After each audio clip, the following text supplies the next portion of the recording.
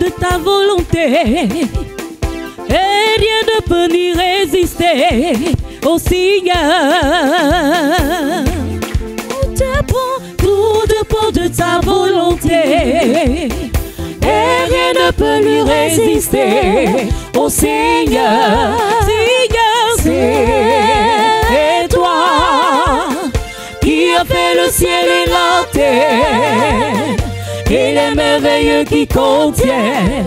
Sois béni, Seigneur, c'est toi qui as fait le ciel et la terre, et les merveilleux qui contiennent.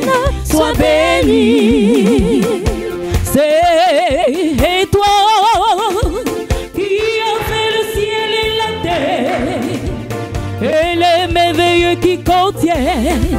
Sois béni, c'est toi qui as fait le ciel et la terre, et les merveilleux qui contiennent. Sois béni, c'est toi qui as fait le ciel et la terre, et les merveilleux qui contiennent. Sois béni.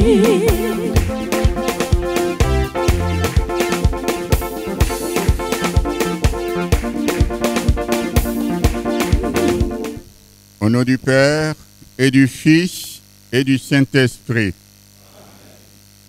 la paix soit avec vous. Frères et sœurs,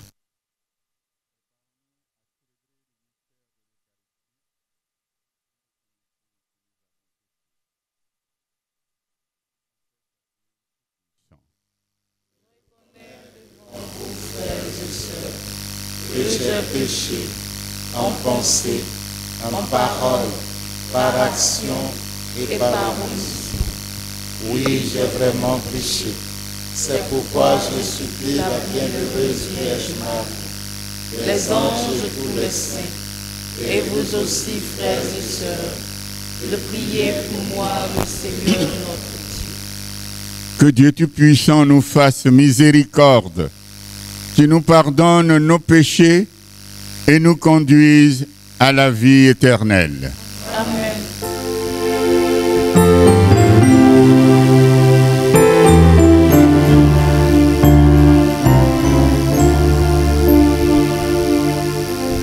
Seigneur, oh Seigneur, oh Seigneur, prends pitié, Seigneur, prends pitié, Seigneur, Seigneur, prends pitié, oh Christ, oh Christ, oh Jésus-Christ, prends pitié, oh Christ, prends pitié, oh Christ, oh Christ, prends pitié, oh Christ, oh Christ, prends pitié, oh Christ, prends pitié.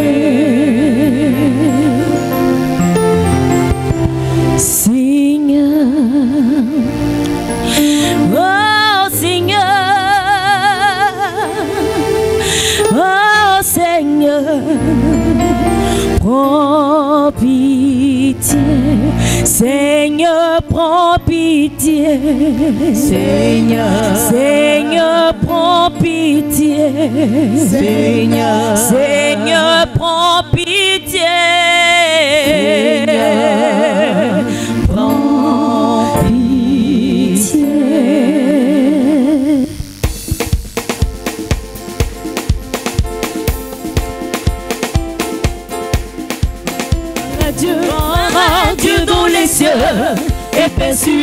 terre aux hommes qu'il aime. Gloire à Dieu, gloire à Dieu dans les cieux et paix sur la terre aux hommes qu'il aime.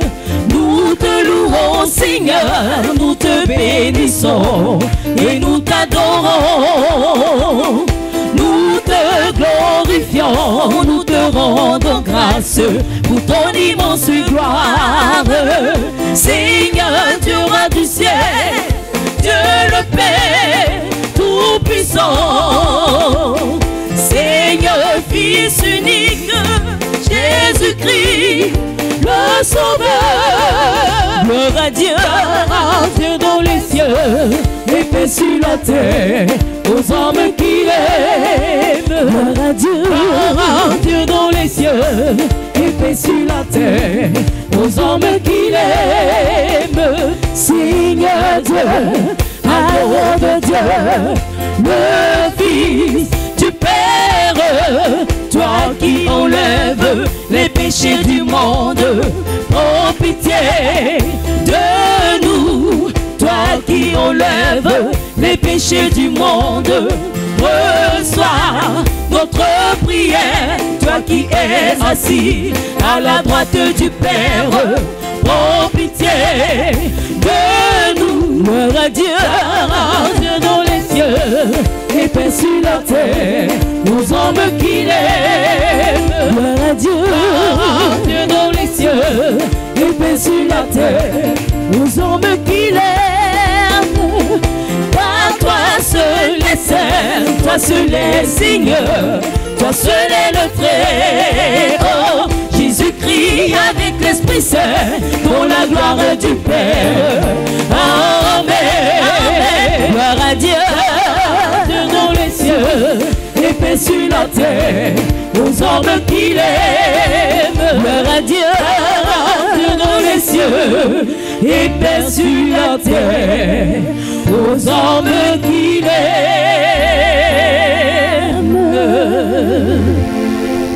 Supplions encore le Seigneur. Dieu éternel et tout-puissant, dans ta tendresse inépuisable, tu combles ceux qui t'implorent, bien au-delà de leurs mérites et de leurs désirs.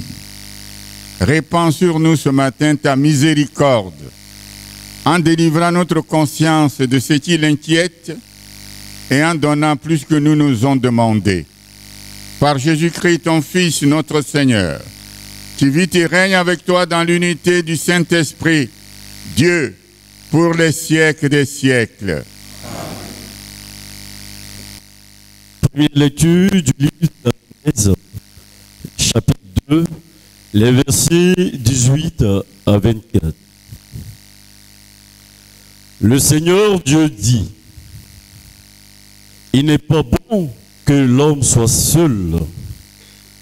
Je vais lui faire une herde qui lui correspondra. » Avec de la terre, le Seigneur Dieu modéla toutes les bêtes des champs et tous les oiseaux du ciel et les amena vers l'homme pour voir quel nom il leur donnerait. C'étaient des êtres vivants et l'homme donna un nom à chacun. L'homme donna donc leur à tous les animaux, aux oiseaux du ciel et à toutes les bêtes des champs. Mais il ne trouva aucune aide qui lui corresponde. Alors le Seigneur Dieu fit tomber sur lui un sommeil mystérieux et l'homme s'endormit. Le Seigneur Dieu prit une de ses côtes, puis il referma la chair à sa place. Avec la côte qu'il avait prise à l'homme, il façonna une femme et il l'amena vers l'homme. L'homme dit alors, « Cette fois-ci, Voilà l'os de mes os et la chair de ma chair. On l'appellera femme, Isha. Elle qui fut tirée de l'homme, Ish. À cause de cela, l'homme quittera son père et sa mère, il s'attachera à sa femme, et tous les deux ne feront plus qu'un. Parole du Seigneur. Que le Seigneur nous bénisse tous les jours de notre vie.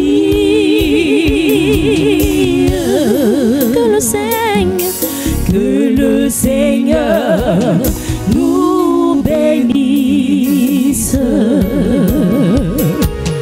tous les jours de notre vie.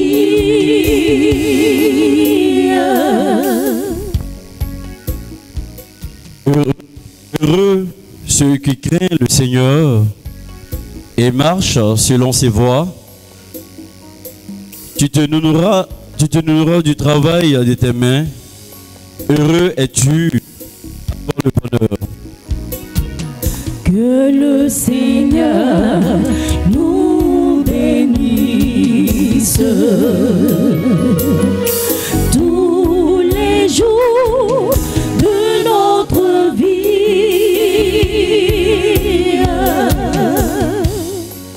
Ta femme sera dans ta maison, vigne généreuse, et tes fils autour de la table comme des plants d'olivier.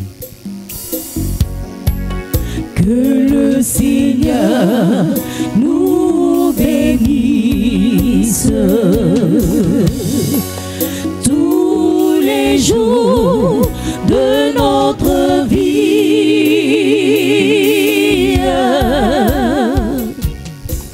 Voilà comment sera béni l'homme qui craint le Seigneur. Que le Seigneur te bénisse. Tu verras le bonheur de Jérusalem tous les jours de ta vie et tu verras les fils de tes fils. Paix sur Israël. Que le Seigneur nous bénisse tous les jours de notre vie.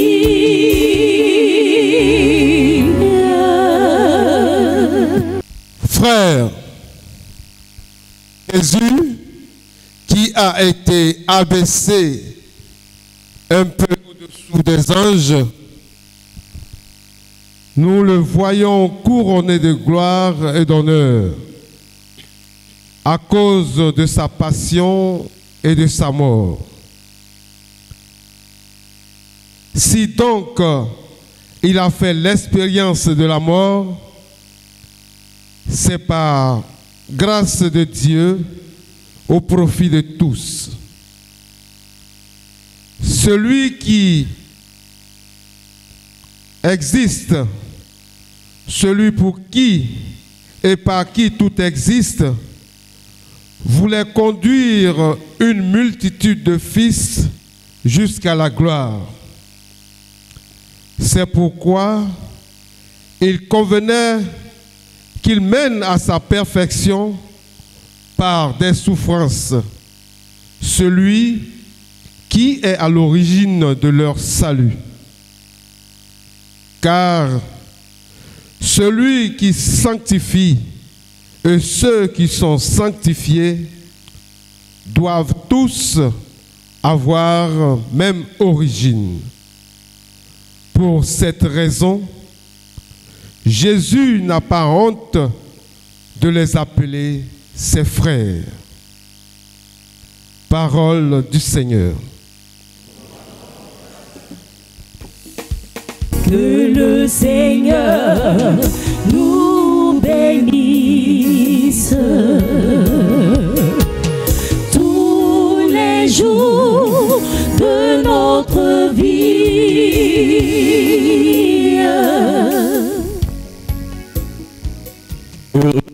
Heureux ceux qui craignent le Seigneur et marchent selon ses voies. Tu te nourriras du travail de tes mains. Heureux es-tu d'avoir le bonheur. Que le Seigneur, Ta femme sera dans ta maison, une vigne généreuse, et tes fils autour de la table comme des plants d'olivier. que le Seigneur nous bénisse tous les jours de notre vie.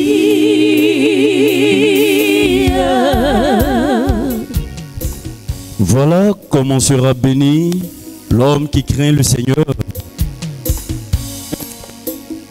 Que le Seigneur te bénisse. Tu verras le bonheur de Jérusalem tous les jours de ta vie et tu verras les fils de tes fils. Paix sur Israël. Que le Seigneur nous bénisse tous les jours de notre vie.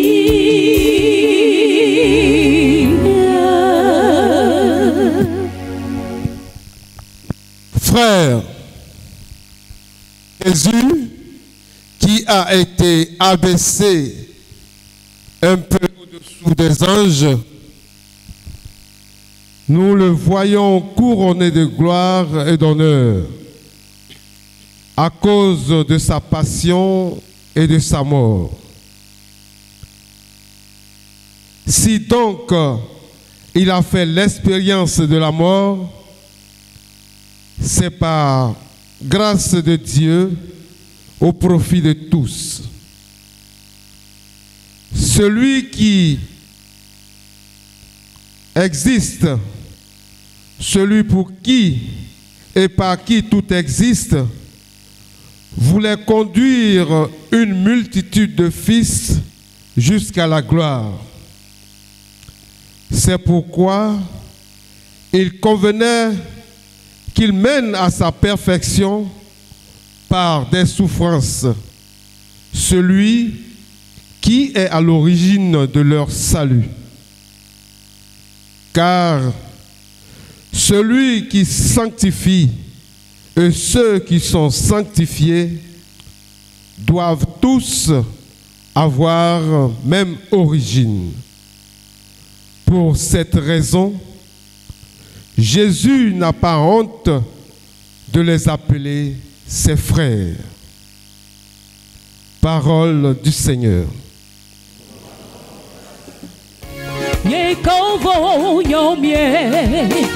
Allez, alléluia. Alléluia. Allez, alléluia.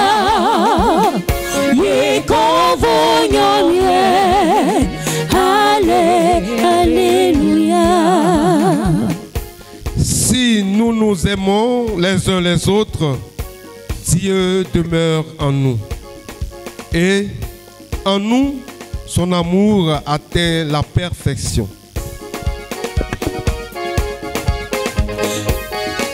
Alléluia, alléluia. Y convoyons bien. Allez, alléluia, alléluia, alléluia. Y convoyons bien.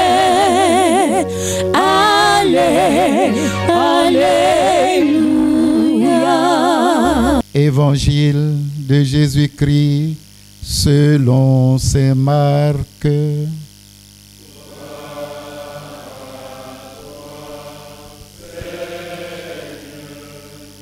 Veuillez vous asseoir. En ce temps-là, des pharisiens abordèrent Jésus et pour le mettre à l'épreuve, il lui demandait: est-il permis à un mari de renvoyer sa femme? Jésus leur répondit: que vous a prescrit Moïse? Ils lui dirent: Moïse a permis de renvoyer sa femme à condition d'établir un acte de répudiation. Jésus répliqua: c'est en raison de la dureté de vos cœurs qu'il a formulé pour vous cette règle. Mais au commencement de la création, Dieu les fit hommes et femmes. À cause de cela, l'homme quittera son père et sa mère, et il s'attachera à sa femme, et les deux deviendront une seule chair. Ainsi, ils ne sont plus deux, mais une seule chair. Donc, ce que Dieu a uni, que l'homme ne le sépare pas. De retour à la maison, les disciples interrogèrent de nouveau sur cette question et leur déclara: celui qui renvoie sa femme et en épouse une autre devient adultère envers elle. Si une femme qui a renvoyé son mari en épouse un autre, elle devient adultère. Des gens présentant à Jésus des enfants pour qu'il pose la main sur eux, mais les disciples les écartaient vivement. Voyant cela, Jésus se fâcha et leur dit: laissez les enfants venir à moi, ne les empêchez pas, car le royaume des dieux est à ceux qui leur ressemblent. Amen, je vous le dis. Celui qui n'accueille pas le royaume de Dieu à la manière d'un enfant n'y entrera pas. Il les embrassait et les bénissait en leur imposant les mains. Veuillez vous mettre debout. Acclamons la parole de Dieu.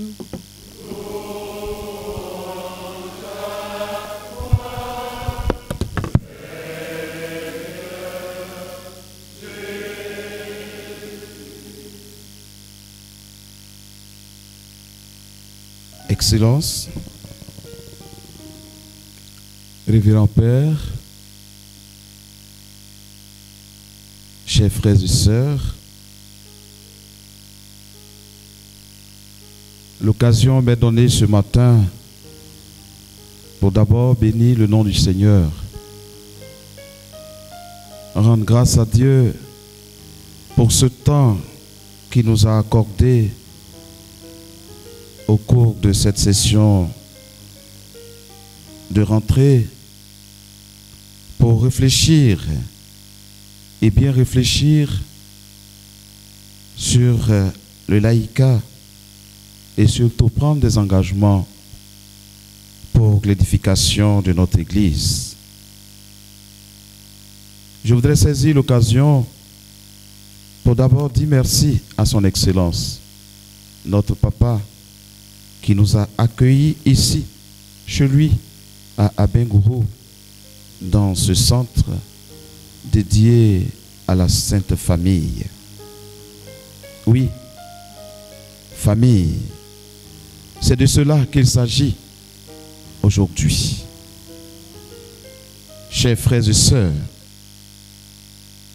en ce dimanche consacré à la famille, même si ce n'est pas la fête de la Sainte Famille, les textes sacrés que nous venons d'entendre, surtout le premier texte, dresse un tableau très intéressant, tableau idyllique du foyer selon le rêve de Dieu et selon le désir profond de tout être humain. Le récit de la Genèse, ce premier texte donc, nous permet de mieux situer la relation conjugale dans le plan de Dieu. L'homme est appelé à s'attacher à sa femme, non pas avec, je dirais, la corde de domination ou même de la soumission, mais plutôt avec des liens doux et des liens d'amour. Dieu a créé l'homme et la femme. Il les a créés pour le bonheur, pour vivre ensemble et être heureux. Et cela pour toute la vie. Ils sont appelés à être unis, à être complémentaires et co-responsables. Prendre soin l'un de l'autre pour que la vie soit viable et vivable dans le foyer. Le mariage n'est donc pas une corvée, mais quelque chose que j'appelle une cordée. Pour ceux qui comprennent bien français, c'est une corde qu'on prend pour entourer l'homme et la femme, pour qu'ils soient unis, ils deviennent un seul être, une seule chair, pour vivre ensemble dans le bonheur et dans la prospérité. On s'attache donc, certes, mais pour être plus libre, pour surmonter ensemble les difficultés de la vie. C'est vrai qu'on est attaché, on est lié, mais ce n'est pas pour souffrir. Même si la souffrance fait partie de la vie de l'homme, mais ce n'est pas pour amener l'autre à souffrir, être un poids, être une croix pour l'autre, mais plutôt pour que les deux ensemble s'entraident et s'aident à surmonter les difficultés. D'où l'une des finalités importantes du mariage, la sanctification. L'homme et la femme s'entraident pour arriver à la sanctification, se sanctifier dans le mariage. L'amour entre l'homme et la femme doit être fondé donc sur la tendresse du cœur et non sur des rapports de force. J'étais dans une famille et monsieur disait « Maman » avec affection. J'étais beau. Et madame qui disait « Papa » avec affection. Et c'était beau. Et l'homme disait à madame « Madame, mon père a demandé la route. » Ça aurait été quelqu'un d'autre, il allait dire « Mon père, la route est donnée. » Mais il associe sa femme, sa cote. Et lui dit « Le père a demandé la route. » C'est beau.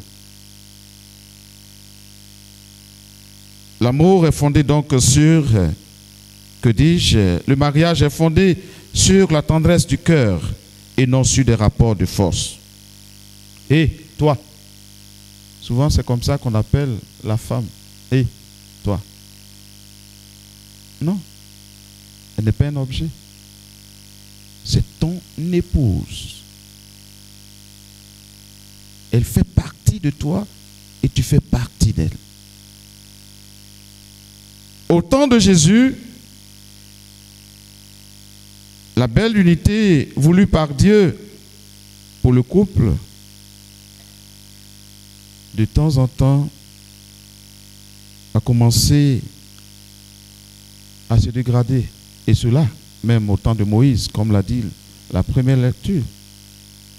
Et donc, à cause de la dureté du cœur des hommes, on donne une lettre de répudiation.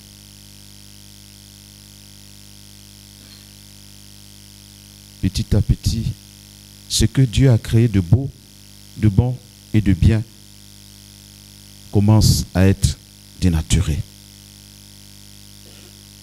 Dans l'évangile, comme je le disais, Jésus, face à la ruse des pharisiens, va remettre les pendules à l'heure. Il restitue la relation de l'homme et de la femme dans le projet de Dieu. En ces thèmes, au commencement, Dieu les fit hommes et femmes. À cause de cela, l'homme quittera son père et sa mère. C'est une occasion pour moi d'interpeller les hommes qui vivent encore dans leur famille avec leur épouse. Et les épouses n'ont même pas la liberté d'être heureuses. Je regarde tout droit dans la caméra et interpeller ces personnes. L'homme quittera son père et sa mère, c'est-à-dire être capable de fonder un foyer avec son épouse pour vivre une intimité sérieuse. Pour ne pas que la famille s'interfère dans les relations de l'homme et de la femme. Ah, la maman est là, elle observe tout ce que le fils et son épouse font. Même en se donnant bise, elle est assise au salon, elle les regarde. Il ne peut même pas se donner des bises. Et quand le fils appelle sa femme, maman, il dit, c'est moi qui suis la vraie mère. Bref, c'était une digression. Juste pour dire que nous devons prendre nos responsabilités quand on s'engage. Et quand on est engagé, on n'a pas dit d'abandonner les parents, mais se détacher des parents pour s'attacher définitivement à son épouse ou à son époux. Parce que aussi, il y a des époux qui vivent chez les parents de leur femme. Je continue. Le plan de Dieu est que l'homme et la femme vivent heureux et dominent la terre. Il leur a donné ce pouvoir, ce plein pouvoir. C'est une grâce. Malheureusement, frères et sœurs, aujourd'hui, des couples vivent une belle histoire d'amour. Oui, il y a des couples vraiment chapeau. Félicitations à ces couples. S'il y en a parmi nous, félicitations à vous. Une belle histoire d'amour. Ils font tout pour être heureux. Même dans les difficultés, tu sais qu'ils ont des problèmes, mais tous les deux sont quand même heureux. Ils sont au-delà, au-dessus de toutes ces difficultés. Mais à côté de cela, il y a des situations ou des couples qui vivent des situations déplorables, qu'on envisage même très souvent la séparation.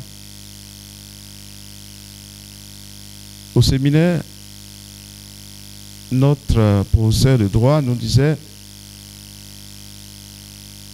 c'est vrai, il y a beaucoup de mariés, pendant que les gens entrent dans l'église pour se marier ou à la mairie pour se marier, pendant ce temps, d'autres sortent pour divorcer.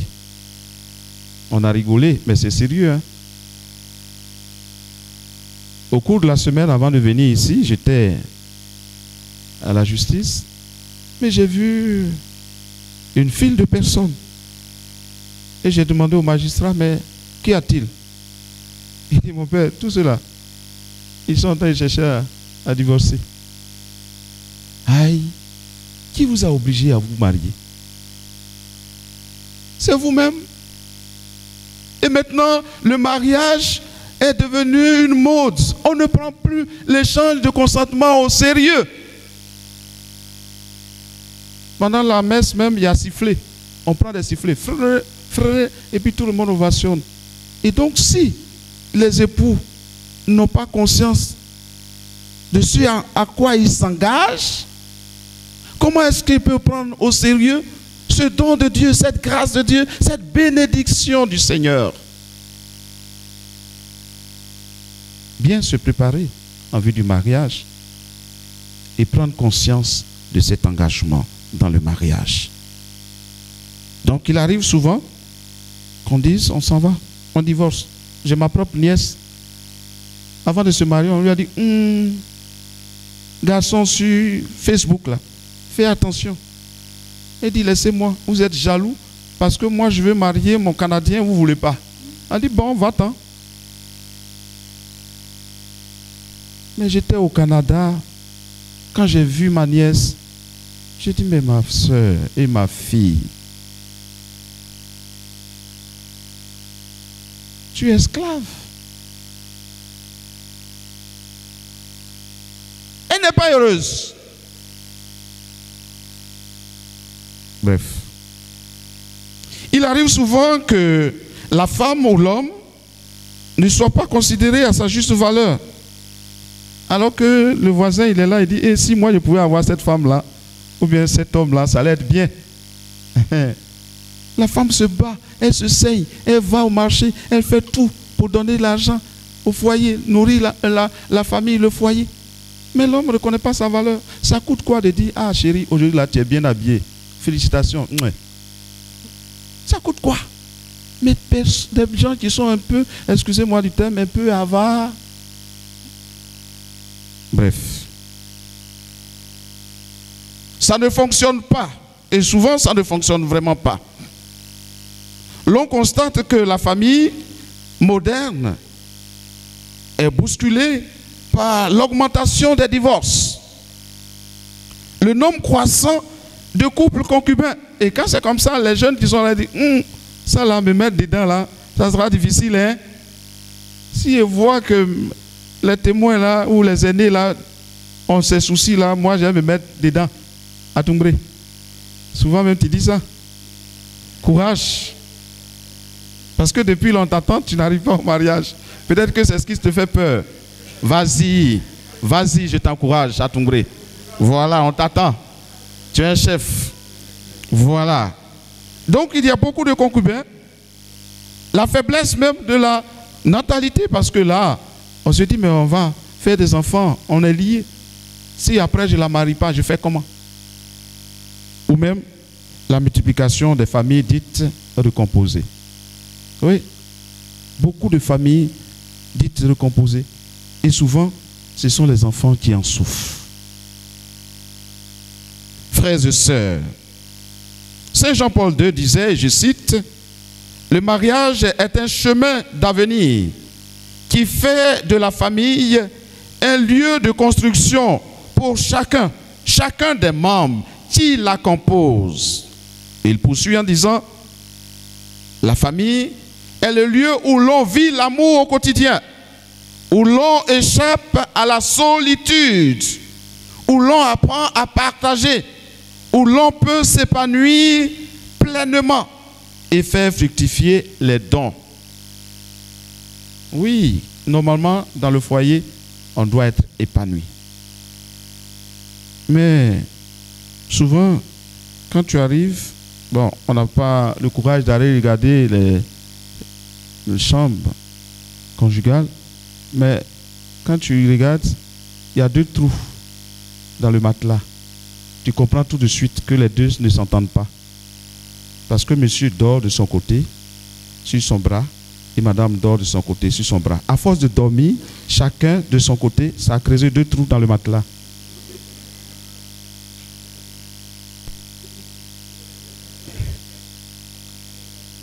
Vous êtes amenés à vous entendre. C'est un peu fort, mais peut-être c'est une bêtise, mais souvent on constate cela dans la pastorale. On ne va pas pour épier, mais je vous demande de vous entendre. C'est beau d'être heureux dans le foyer. Et le pape, il poursuit en disant, le mariage, c'est l'institution qui correspond de la manière la plus immédiate à la nature de l'être humain. Fin de citation. Mes frères, mes sœurs, la famille est le vrai fondement de la société. Sa cellule première et vitale. Elle est le lieu où la vie sociale s'apprend en douceur et où l'on fait l'apprentissage de la différence. L'autre est différent, comme Monseigneur le dit, mais nous sommes complémentaires. Il est différent, mais nous sommes complémentaires. Vous voyez, permettez que je fasse cette petite parenthèse. Dans le foyer, souvent, quand l'esprit malin veut vous diviser, il passe par de petites choses. Il y a un couple X qui était vraiment uni. Et un jour, monsieur revenant du travail, très fatigué, constate qu'on a nettoyé la maison, mais on a séché la serpillière sur quelque chose à l'entrée de la maison. Voilà. Et donc, il arrive, déjà qu'il est fatigué, il a commencé à se plaindre. Qui a mis ça ici? Qui a mis ça ici? Et puis madame a dit, c'est moi. Et comme l'esprit malin veut vraiment se glisser entre eux, elle dit, bon, comme d'habitude on met ici, tu n'as rien dit. Mais pourquoi? Et puis après, Dieu m'a fait grâce. Je suis parti là-bas, ils m'ont expliqué, je leur ai dit, vous voyez, vous devez prier. Beaucoup prier. La serpillière, c'est quoi? On met son pied dessus pour essuyer le sol. Son pied, pour dire que ça ne vaut absolument rien. Et de rien et avec rien, l'esprit malin vous divise. Mais comme vous n'êtes pas en Dieu, il y a des palabres. Et donc pour peu, dans le foyer, on peut se chamailler. Et petit à petit, on se boude. Et en se boudant, ça crée des distances. Et petit fossé devient caniveau. Après caniveau, ça devient... Voilà. Mais si vous ne prenez pas la peine de vous asseoir pour prier, c'est là que je vais terminer. Prenez la peine de prier. La famille doit par-dessus tout s'ouvrir sur l'extérieur. Et surtout à Dieu. Dans une vie de foi qui s'exprime principalement dans la prière. Prière personnelle. Prière communautaire. Si vous ne priez pas à la maison, priez. Donnez-vous une journée pour prier. S'il y a une journée pour aller à la plage, il y a aussi une journée pour être à la plage de Dieu. Et obliger tout le monde à prier. Et souvent dans les familles, quand papa et maman sont en train de prier, ou bien la sœur B part pour prier, les enfants sont en train de suivre la télé, ils sont au salon. Et puis eux, ils ne participent pas à la prière. Non. Nous, quand on était petits, notre papa, si tu n'as pas prié, tu ne manges pas. Dimanche, tu ne vas pas à l'église, tu ne manges pas. Mais maintenant, là, les enfants, là, ils peuvent ne pas partir à l'église dimanche, ne pas prier. On ne leur dit rien et on les appelle chou, chat.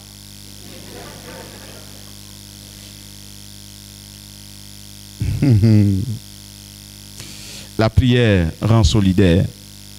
Parce que Dieu dit, là où 2 ou 3 sont réunis en mon nom, je suis là au milieu. Nous sommes ici au pied de notre, je dirais, Saint Joseph, de Marie, que dis-je, dans le centre dédié à la Sainte Famille. Avant de partir, ayant reçu beaucoup de grâce venant des mains de notre évêque ici présent, que chacun puisse faire un tour au pied de Saint Joseph et de la Vierge Marie pour lui confier sa famille, pour lui confier ses projets, et que la grâce de Dieu abonde et surabonde. Que Dieu vous bénisse. Je vous remercie. Frères et sœurs, nous venons d'écouter la parole de Dieu. Nous l'avons médité. À présent, nous allons professer notre foi. Je crois en Dieu, le Père Tout-Puissant, Créateur du ciel et de la terre, et en Jésus-Christ, son Fils unique, notre Seigneur, qui a été conçu du Saint-Esprit, est né de la Vierge Marie, a souffert sous Ponce Pilate, a été crucifié, est mort, a été enseveli, est descendu aux enfers, le 3e jour, est ressuscité des morts, est monté aux cieux, est assis à la droite de Dieu le Père Tout-Puissant, d'où il viendra juger les vivants et les morts. Je crois en l'Esprit Saint, à la Sainte Église catholique, à la communion des saints, à la rémission des péchés, à la résurrection de la chair, à la vie éternelle. Frères et sœurs, rassemblés pour la prière commune, faisons monter vers le Seigneur notre supplication pour tous les hommes, afin que tous puissent mener une vie calme et paisible et parvenir au bonheur éternel. Pour l'Église et ses ministres, le pape, les évêques, les prêtres, les diacres qui sont au service des peuples, afin qu'ils accueillent le royaume de Dieu avec un cœur simple et plein d'amour. Seigneur, écoute-nous. Pour les dirigeants du monde entier, et plus spécialement les dirigeants politiques, administratifs et coutumières de la Côte d'Ivoire, afin que toutes leurs actions apportent au peuple la paix, la joie et le respect de la loi divine. Seigneur, écoute-nous.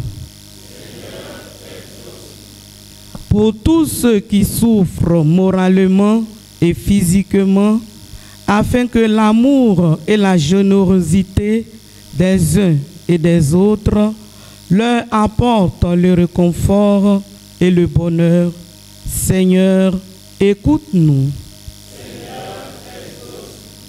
Pour nous tous ici rassemblés, pour toutes nos familles respectives, afin que Dieu apporte la paix, la joie et l'amour dans le cœur de chacun, et que nous soyons l'exemple vivant de la vie souhaitée par Dieu entre l'homme et la femme. Seigneur, écoute-nous.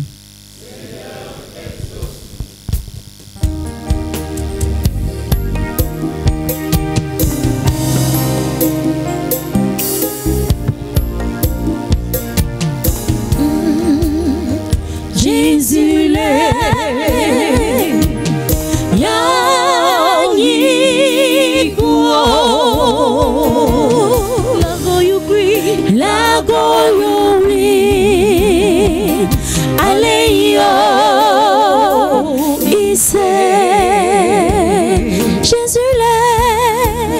Jésus l'est, Yaïko,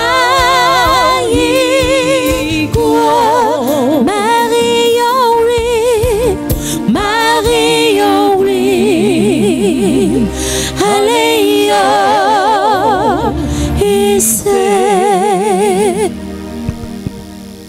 Aux appels de ton peuple en prière ce matin, réponds Seigneur en ta bonté.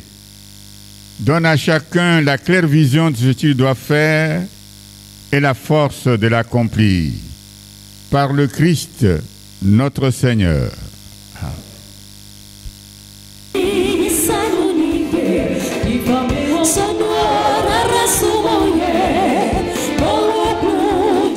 Yes,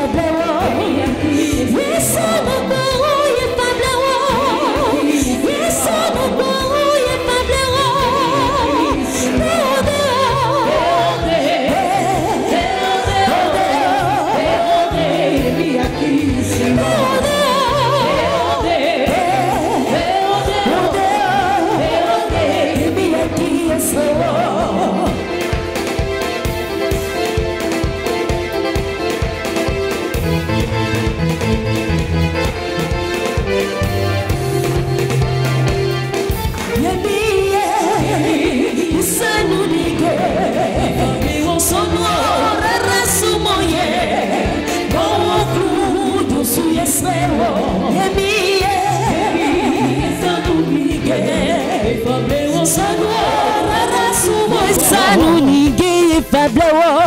Yes, nous croyons faible. Yes, nous croyons faible.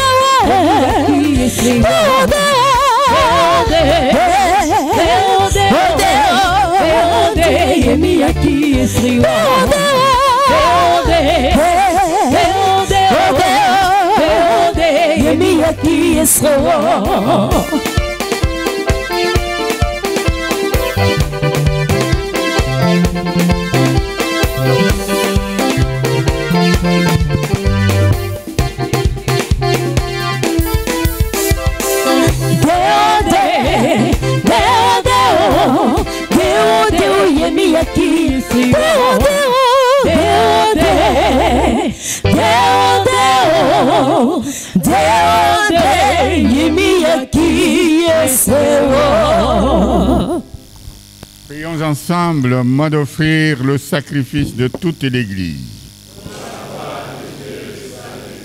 Accueille, Seigneur, nous t'en prions, le sacrifice que tu as toi-même institué dans les saints mystères que nous célébrons pour te servir comme il convient. Sanctifie-nous pleinement par ton œuvre de rédemption, par le Christ, notre Seigneur. Le Seigneur soit avec vous. Élevons notre cœur. Rendons grâce au Seigneur notre Dieu. Vraiment, il est juste et bon, pour ta gloire et notre salut, de t'offrir notre action de grâce, toujours et en tout lieu, Seigneur Père très saint, Dieu éternel et tout-puissant. Nous reconnaissons le signe de ton immense gloire, quand tu portes secours à la faiblesse humaine par ta puissance divine. Mais plus encore, quand ton Fils prend notre condition mortelle pour nous guérir de la mort. Ainsi, tu fais de notre existence périssable un passage vers le salut par le Christ notre Seigneur. Par lui, les anges adorent ta majesté et se réjouissent en ta présence à jamais. À leur hymne de louange, laisse-nous joindre nos voix pour chanter et proclamer.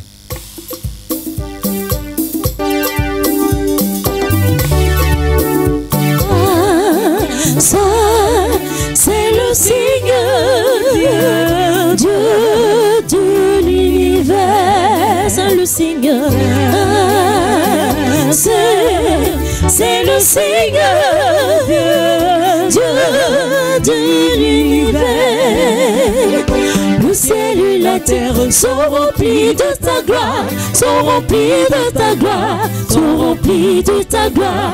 Hosanna au plus haut, au plus haut, des cieux. Hosanna au plus haut, au plus haut, des cieux. Hosanna au plus haut, au plus haut, des cieux. Hosanna au plus haut, au plus haut, des cieux. Béni soit celui qui vient au nom du Seigneur, qui vient au nom du Seigneur, au nom du Seigneur. Hosanna au plus haut, au plus haut, des cieux. Hosanna au plus haut, au plus haut, des cieux. Toi qui es vraiment saint, toi qui es la source de toute sainteté, Dieu notre Père, nous voici rassemblés devant toi. Et dans la communion de toute l'Église, nous célébrons le jour où le Christ est ressuscité d'entre les morts. Par lui que tu as élevé à ta droite, nous te prions. Sanctifie ces offrandes en répandant sur elles ton esprit, qu'elles deviennent pour nous le corps et le sang de Jésus, le Christ, notre Seigneur.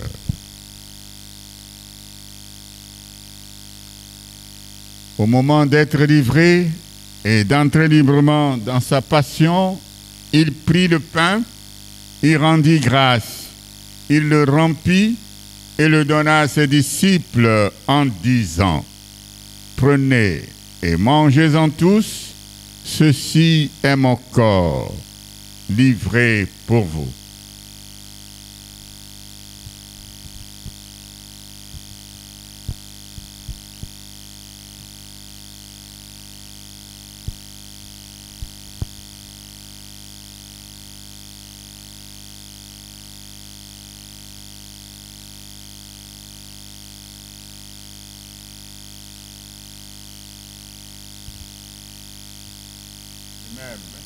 Après le repas, il prit la coupe.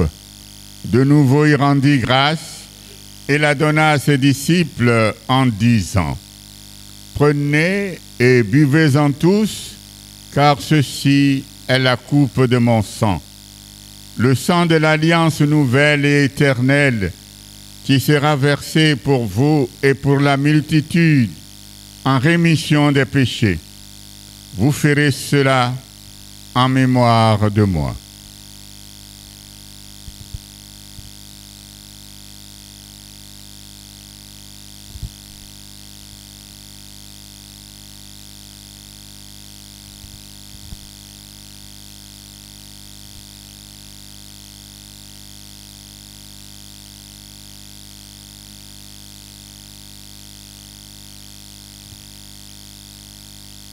Il est grand, le mystère de la foi.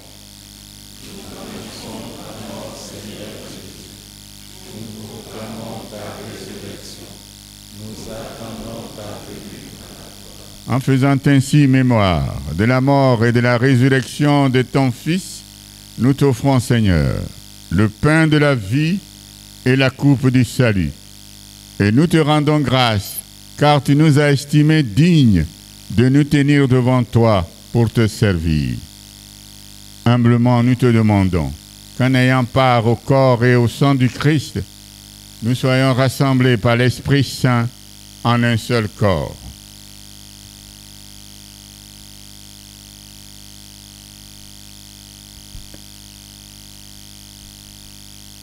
Souviens-toi, Seigneur, de ton Église répandue à travers le monde.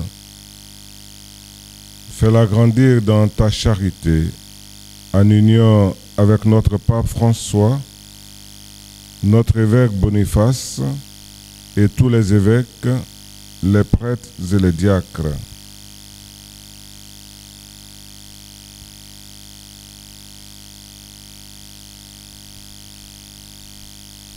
Souviens-toi aussi de nos frères et sœurs qui se sont endormis dans l'espérance de la résurrection.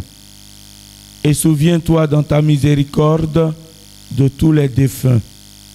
Accueille-les dans la lumière de ton visage. Sur nous tous, enfin, nous implorons ta bonté. Sur le laïcat en Côte d'Ivoire et dans l'église de Côte d'Ivoire, nous implorons ta bonté.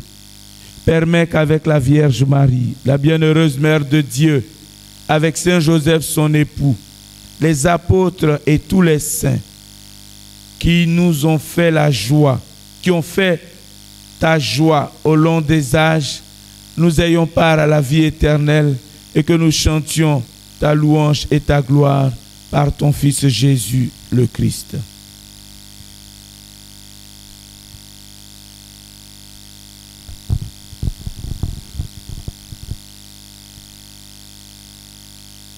Par lui, avec lui et en lui, à toi, Dieu le Père Tout-Puissant, dans l'unité du Saint-Esprit, tout honneur et toute gloire pour les siècles des siècles.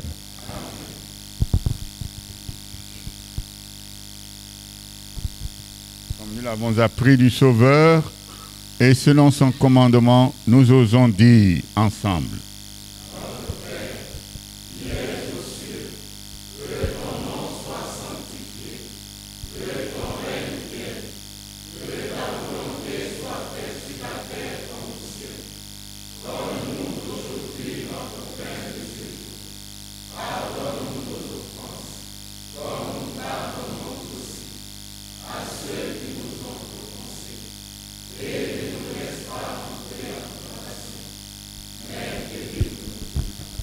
Délivre-nous de tout mal, Seigneur, et donne la paix à notre temps. Soutenus par ta miséricorde, nous serons libérés de tout péché, à l'abri de toute épreuve. Nous t'y attendons que se réalise cette bienheureuse espérance, l'avènement de Jésus-Christ, notre Sauveur. C'est à toi qu'appartiennent le règne, la puissance et la gloire pour les siècles des siècles. Seigneur Jésus-Christ, tu as dit à tes apôtres, je vous laisse la paix, je vous donne ma paix. Ne regarde pas nos péchés, mais la foi de ton Église, pour que ta volonté s'accomplisse dans lui toujours cette paix, et conduis-la vers l'unité parfaite, toi qui vis et règnes pour les siècles des siècles. Que la paix du Seigneur soit toujours avec vous. Dans la charité du Christ, donnez-vous la paix. La paix de Christ. Mon Père, la paix de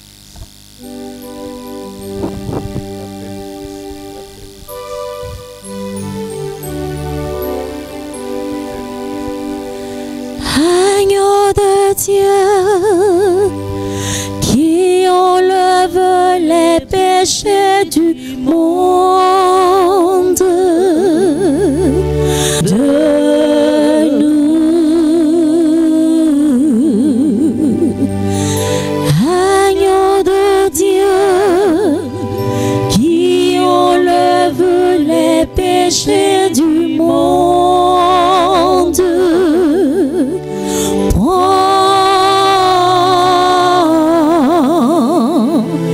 Prends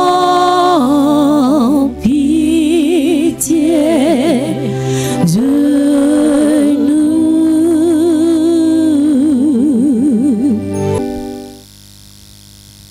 Voici l'agneau de Dieu, voici celui qui enlève les péchés du monde. Heureux les invités au repas des noces de l'agneau. Seigneur.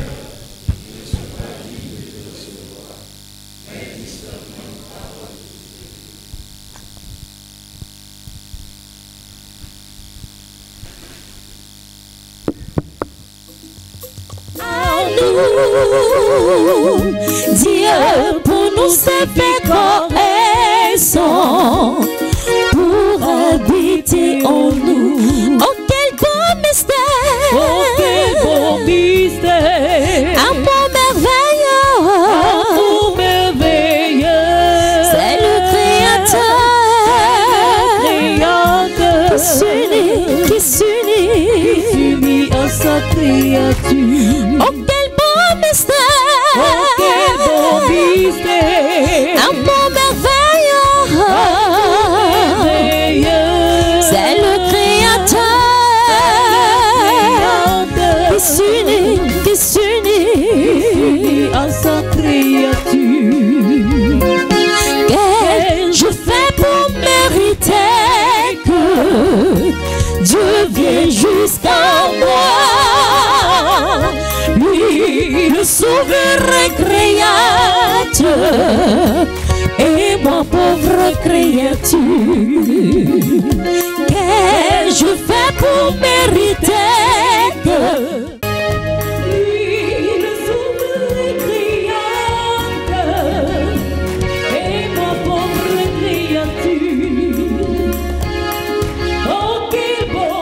Dieu Tout-Puissant, par la communion à ce sacrement, comble notre soif et notre faim de toi, afin que nous puissions devenir ce que nous avons reçu, par le Christ, notre Seigneur.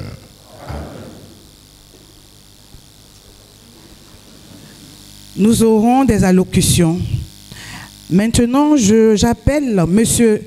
Emmanuel Sopoudé, secrétaire général adjoint du Conseil exécutif national du Laïka, pour la lecture du communiqué final. Communiqué final de la session de rentrée pastorale du Conseil national du Laïka de Côte d'Ivoire. Placé sous la direction spirituelle de Monseigneur Boniface Ziri, évêque d'Abengourou et président de la commission épiscopale chargé de l'apostolat des laïcs, de la famille et des pèlerinages, et en présence du Père François Kobena, secrétaire exécutif national des œuvres catholiques, CNOC, le Conseil national du laïcat de Côte d'Ivoire, CNLC, a tenu sa session de rentrée pastorale du 4 au 6 octobre 2024 au sanctuaire Sainte Famille de Nazareth d'Abengourou sous le thème « Laïcs, engagés et responsables pour la promotion d'une Côte d'Ivoire apaisée et réconciliée ». Nombre de participants, 67. CDL, 12 sur les 15. Groupes ecclésiaux nationaux, 18 sur les 20. Aumôniers nationaux, 8. CEDOC, 5. Les travaux ont démarré le vendredi 4 octobre 2024 par l'exposé de cadrage fait par le président Aka Makrou, précédé par l'allocution du père François Koménan et des mots de bienvenue et d'ouverture de la session par Monseigneur Boniface Ziri, évêque d'Abengourou. Le samedi 5 octobre 2024, après la messe d'ouverture présidée par Monseigneur Boniface Ziri, le père François Koménan, Sénoc, a ouvert les travaux. Madame Soro Laurette, directrice centrale de la cohésion sociale, représentant Madame la ministre de la cohésion sociale, a présenté la première communication sur le thème « Engagement des laïcs dans la société ivoirienne pour une cohésion sociale, quelle approche ?» Par une méthode interactive et se réjouissant de l'alignement de la mission du CNLC sur celle du ministère qu'elle représente, la conférencière a décliné son exposé en 4 grands points. 1. Quelle définition de l'engagement? 2. Qui appelle-t-on laïque? 3. Qu'est-ce que la cohésion sociale? Et 4. Quelle politique gouvernementale pour la cohésion sociale? Il ressort de l'exposé et des échanges qui ont suivi que le laïc, par son engagement en rapport avec sa foi chrétienne, doit impacter positivement la vie sociale, politique et économique en vue de contribuer à la cohésion sociale.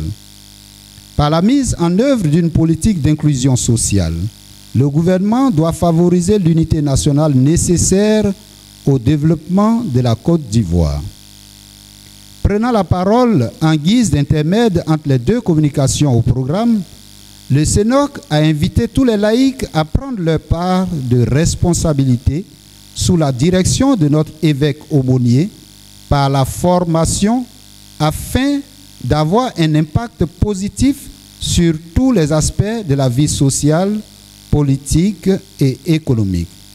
Il a rappelé le rôle important et primordial des masses médias et des forces de l'ordre pour un climat social apaisé.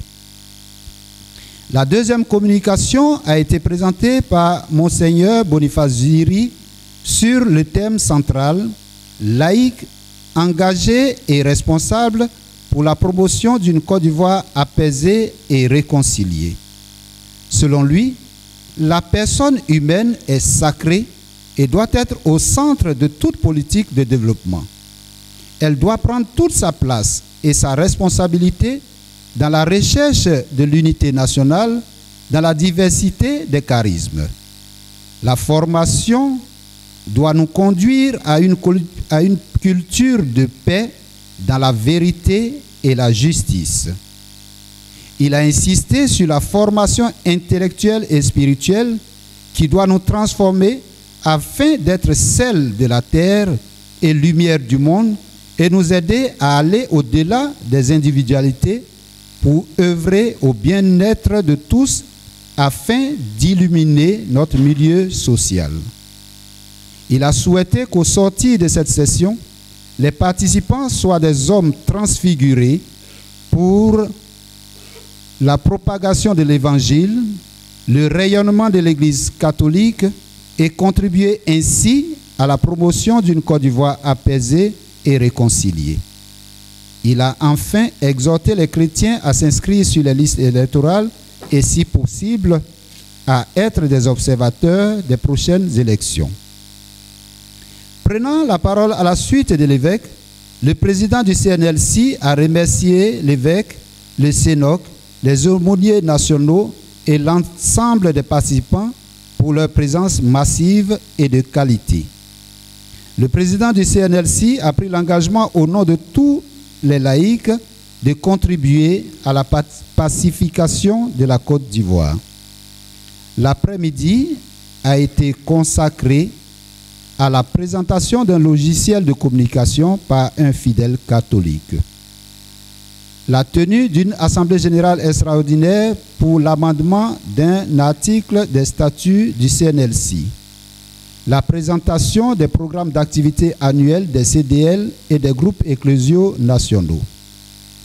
Le dimanche 6 octobre 2024, la session a été close par une messe présidée par Monseigneur Boniface Ziri, au cours de laquelle le bureau exécutif national du CNLC a été présenté et mis en mission. Le président a réitéré sa gratitude à Monseigneur Boniface Ziri pour l'accueil et sa présence effective tout au long de la session.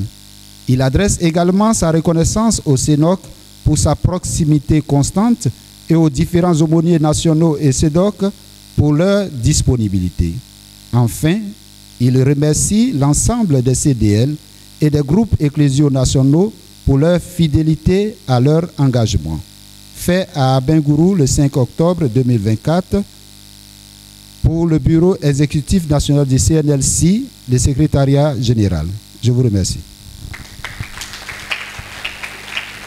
Nous appelons maintenant le président du CNLC, M. Marc Akakrou, pour son allocution. C'est avec une immense joie que nous nous réunissons aujourd'hui pour célébrer ce moment de renouveau. La rentrée pastorale est bien plus qu'un simple événement. Elle représente notre engagement collectif envers notre foi et notre communauté catholique.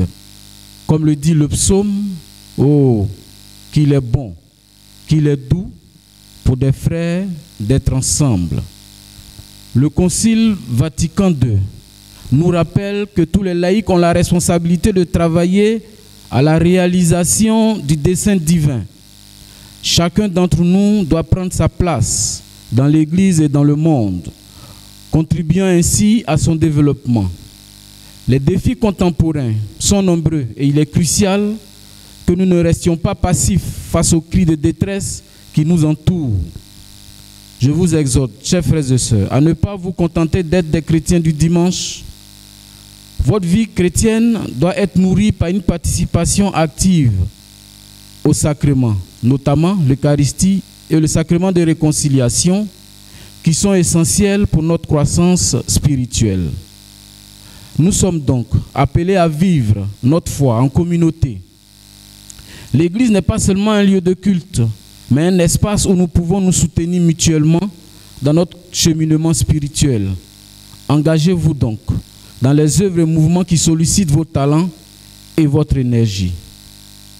En cette rentrée, prions pour que chacun d'entre nous puisse intégrer davantage le spirituel dans son quotidien.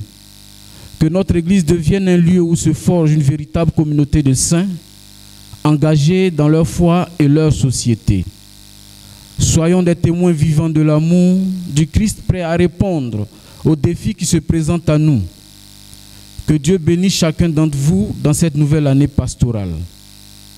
Chers frères et sœurs, nous devons poursuivre le chemin. À quoi allons-nous comparer le royaume de Dieu? Par quelle parabole pouvons-nous le représenter?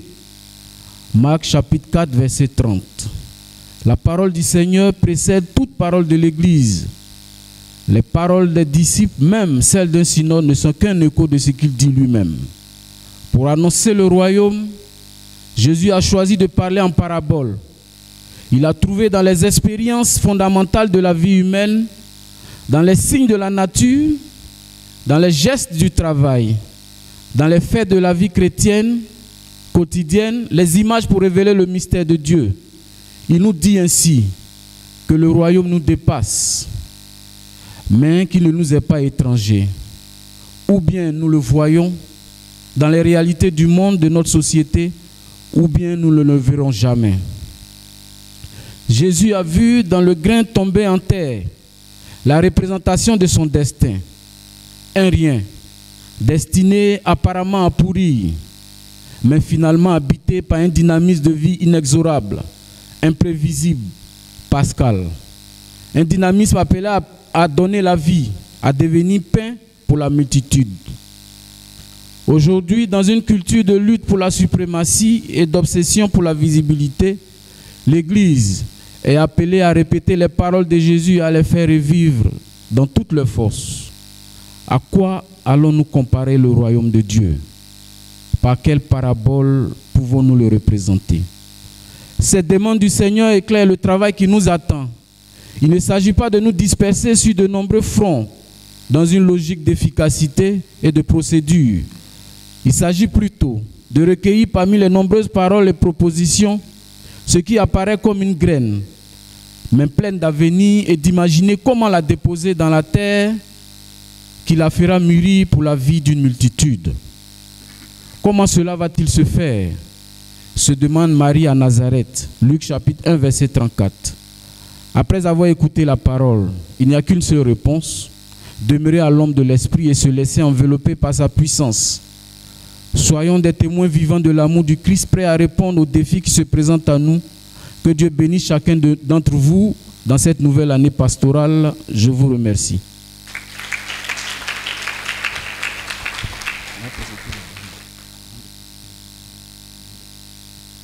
Frères et sœurs, et maintenant nous allons présenter le bureau du Conseil national du laïcat de Côte d'Ivoire. Avant de présenter le bureau, je voulais que nous puissions ovationner quelqu'un. En mai 2019, nous étions ici à Bengourou lors d'une assemblée et je lui ai demandé de venir former le laïcat diocésain d'Abidjan. Et il n'a pas hésité. En juillet 2019, il était là. Aujourd'hui encore, il est là. Il faisait partie du bureau exécutif passé, sorti. J'ai nommé M. Yaobi, professeur Yaobi, que je veux que vous acclamez très fort. Merci, Monsieur le Président, d'avoir fait le déplacement. Merci d'être là. Merci beaucoup. De toutes les façons, vous êtes mon parrain. Le président du Conseil national du laïcat de Côte d'Ivoire, Krou Akamak, moi-même. La vice-présidente, Maître Okodji Sofoumou Françoise, elle n'est pas là, elle a été empêchée. Vice-président, chargé de l'implantation et de l'organisation des CDL, Dr Diaye Ambroise du diocèse de Mans. Président. Vice-présidente. Non. Devant. Vice-présidente, chargée de la formation des fidèles laïcs, Madame Guamene Akissi du diocèse de Gagnoa.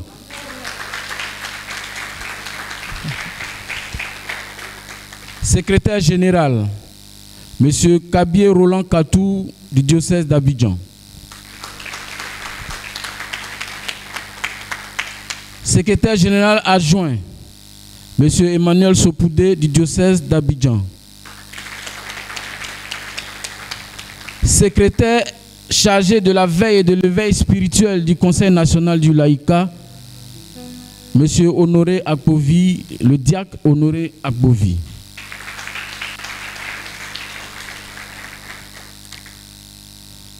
Chargé de communication, Madame Alaba Marie-Jeanne. Le trésorier général, Monsieur Ngouran Kofi Nestor. La trésorière générale adjointe, Madame Bouvry, du diocèse de Kachola.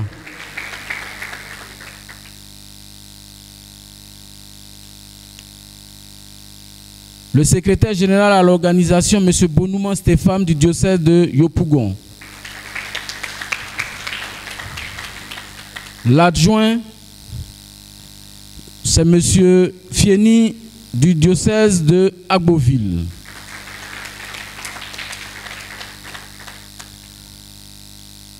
et le secrétaire chargé de mission du CNLC, M. Aka Félix, du diocèse de Grand Bassam.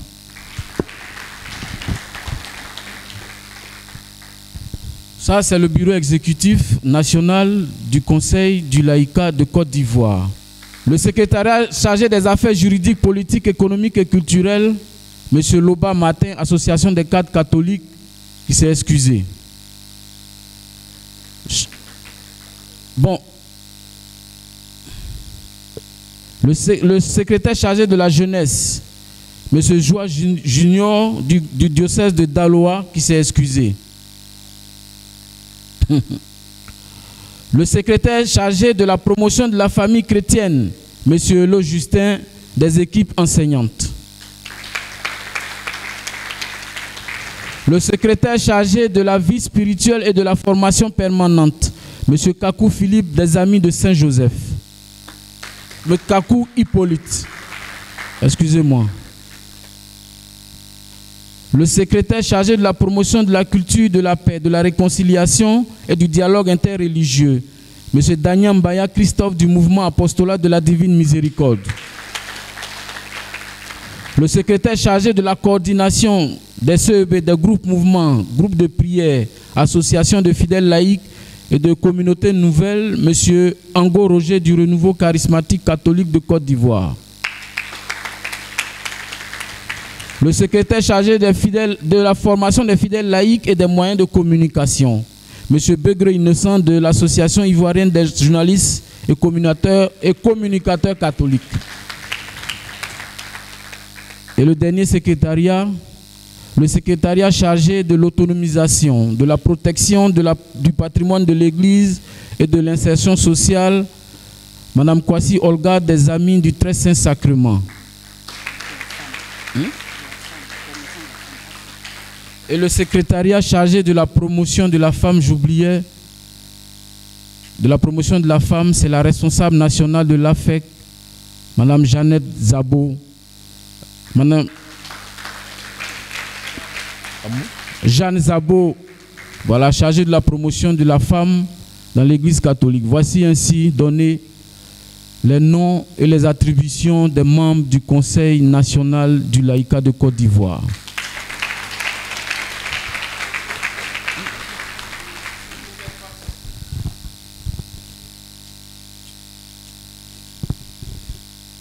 Frères et sœurs, nous allons bénir nos frères qui nous représentent.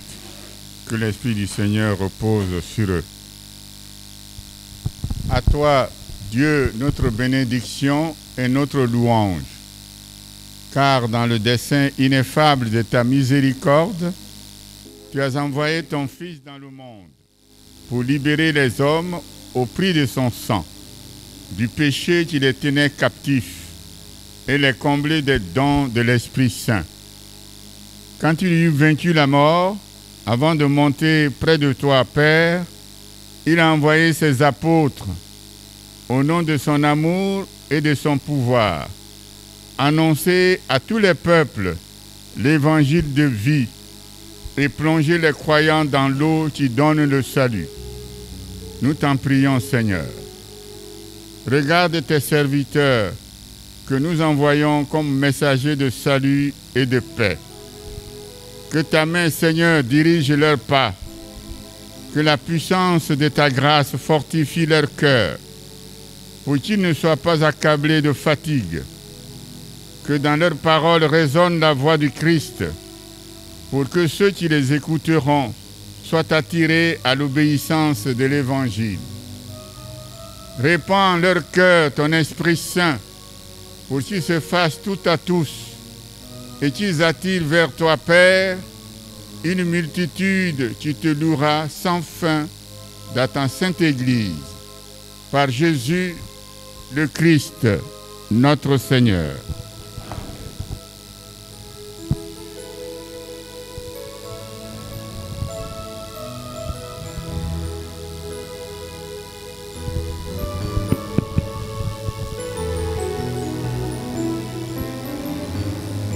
C'est à lui seul que je dois ma vie, à Dieu le Fils, Fils, Jésus-Christ. Et c'est lui seul qui peut reprendre ma vie, car mon salut est auprès de lui. C'est à lui seul que je dois ma Dieu le Fils, Jésus-Christ. Et c'est lui seul qui peut reprendre ma vie, car mon salut est auprès de lui. Oh Jésus-Christ, tu as donné ta vie pour sauver ma misérable vie.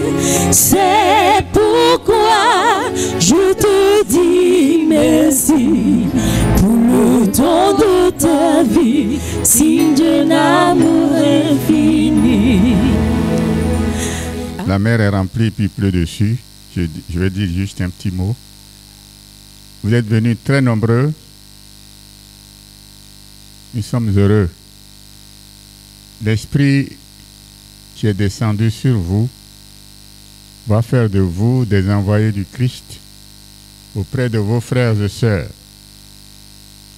Et au nom de tous les évêques de Côte d'Ivoire, je vous remercie pour votre disponibilité. Vous avez accepté de vous mettre au service du Christ et de vos frères et sœurs. Que Dieu vous bénisse.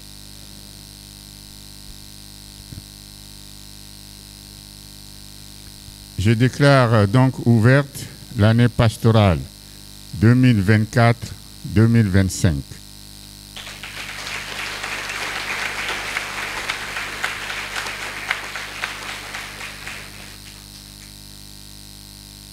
Que Dieu Tout-Puissant éloigne toujours de vous l'adversité et dans sa bonté répande sur vous les bienfaits de sa bénédiction. Qu'il rende vos cœurs attentifs aux paroles divines afin qu'ils soient comblés de joie éternelle. Qu'il vous donne de comprendre ce qui est juste et bon, afin de courir toujours sur la voie de ses commandements et ainsi de prendre part à l'héritage des citoyens des cieux. Et que Dieu Tout-Puissant vous bénisse, le Père, le Fils et le Saint-Esprit. Allez dans la paix du Christ.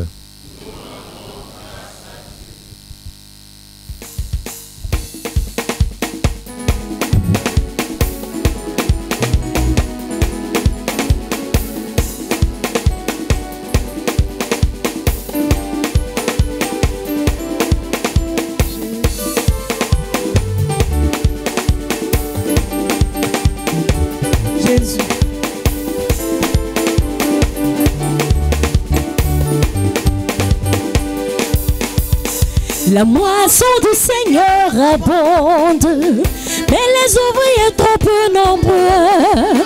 Priez le Maître d'envoyer les ouvriers à sa moisson. Priez le Maître d'envoyer les ouvriers à sa moisson. La moisson du Seigneur abonde, mais les ouvriers trop peu nombreux. Priez. Nous sommes au centre diocésain Saint-Kizito d'Abango dans le cadre de la rentrée pastorale nationale de l'AICA. Avec ce que nous avons reçu pour la Côte d'Ivoire, une Côte d'Ivoire paisible, il faut que les laïcs prennent leur part de responsabilité dans la vie politique, dans la vie sociale. Parce que le laïc doit dénoncer et doit proposer, parce que c'est un prophète aussi, en tant que baptisé. Ce rassemblement me réjouit beaucoup parce que nous, les chrétiens, nous sommes des citoyens aussi. Mais lorsque, en tant que citoyens, nous voulons donner, par exemple, notre point de vue par rapport à la politique, à ce qui se passe, concernant surtout les élections et ce qui se passe dans la vie active. On nous traite de non, dit non, le chrétien, lui, c'est à l'église. Bon, le thème qu'on a choisi pour cette année pastorale, c'est laïque, engagé, responsable pour la promotion d'une Côte d'Ivoire apaisée et réconciliée. Voilà. Et nous avons, pendant ces quelques jours, nous avons réfléchi ensemble, nous avons prié et nous avons demandé au Seigneur de faire descendre sur nous en abondance son esprit de vie, de paix, de sérénité. Parce que si nous ne sommes pas touchés par l'Esprit Saint, nous ne pouvons rien faire. Et vous avez donc eu raison de venir à l'écart, loin des buts, des brouhahas du monde, pour opérer cette immersion dans le divin. Et ça a été vraiment formidable. Les uns et les autres ont compris encore davantage que Dieu les aime. Dieu les a choisis et c'est sur lui, sur son amour, la fidélité du Seigneur qu'il faut compter. Voilà. Donc ils ont compris que le laïc citoyen, par son style de vie, par ses prises de parole, par ses actions, par ses réflexions, doit contribuer à l'avènement d'un monde plus juste, plus fraternel et plus conforme au plan divin. Voilà. Et c'est ça qui est le plus important. C'est là où je vis avec ma famille, là où je travaille avec les autres, là où j'assume mes responsabilités en tant que citoyen, c'est là que Dieu m'attend pour révéler le don qu'il a fait de ma vie. Voilà. Pour parler simplement, quand une femme chrétienne catholique vend des beignets au bord de la route, mais à travers cette femme qui vend, c'est l'Église qui est représentée. À travers elle, c'est le Christ qui agit. Mais pour parvenir à ce niveau de configuration au Christ, il faut prendre du temps. Il faut demander, invoquer l'Esprit Saint. Que l'Esprit de Dieu extirpe de nos cœurs la haine, les sentiments haineux, tout et tout, efface de nous des hommes et des femmes pour les autres. Ce qui s'est produit après l'Ascension, dans la chambre haute, quand les apôtres ont prié avec Marie, l'effusion du Saint-Esprit, la Pentecôte. Voilà. Donc nous avons compris que pour nous, pour être fidèles au Christ et au service des autres, il faut une intimité grandissante entre nous et le Christ. Voilà. Alors ils ont décidé qu'à partir d'aujourd'hui, en partant dans leurs différentes villes, dans leurs différents diocèses, dans leurs différentes paroisses, à travers eux, c'est le Christ qui va toucher les uns les autres. Voilà. Et nous avons donc dit que pour participer à la promotion, à l'avènement d'une Côte d'Ivoire apaisée et réconciliée, dans ma manière de vivre, dans ma manière de parler, on doit sentir un homme humble, qui ne se frappe pas la poitrine pour dire « tu sais qui je suis ». Voilà. Et le fond de notre mission, c'est de s'aimer des graines de l'amour. Voilà. Mais pour y parvenir, il faut cette communion entre nous et Dieu. Voilà. Donc c'est ça le plus important.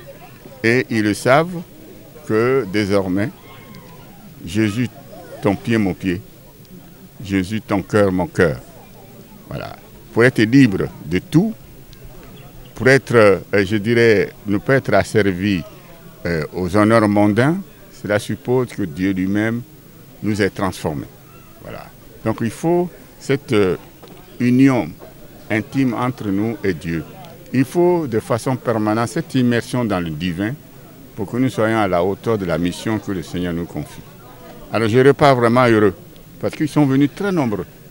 Hein, ils ont des occupations, mais ils sont venus pour qu'ensemble nous puissions être touchés par la grâce de Dieu, regarder dans la même direction et s'aimer humblement autour de nous des graines de l'amour, les graines de la réconciliation, les graines de la solidarité, les graines de la fraternité.